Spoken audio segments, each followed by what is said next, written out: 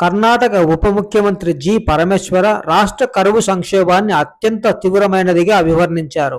ఇటీవల ఆయన చిక్కబల్లాపూర్, కోలార్ జిల్లాల్లో పర్యటించారు. చాలా ప్రాంతాల్లో కరువు సంకేతాలు స్పష్టంగా కనిపిస్తున్నాయని తెలిపారు. కేంద్ర ప్రభుత్వం వెంటనే ఆర్థిక సాయం అందించాలని కోరుతున్నారు.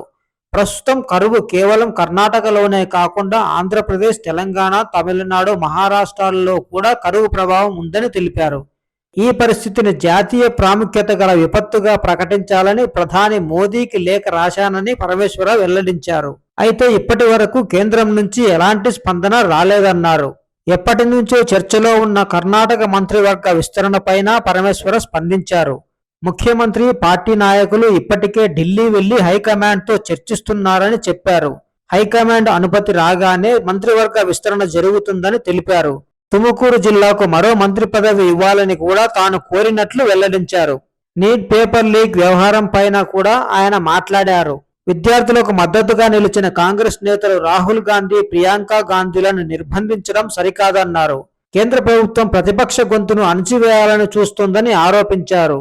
నీట్ అవకతవకలకు బాధ్యత వహిస్తూ కేంద్ర విద్యాశాఖ మంత్రి ధర్మేంద్ర ప్రధాన్ రాజీనామా చేయాలని డిమాండ్ చేశారు. తుముకూరు సమీపంలో అంతర్జాతీయ విమానాశ్రయం ఏర్పాటు చేయాలని తాను చాలా కాలంగా కోరుతున్నానని పరమేశ్వర చెప్పారు.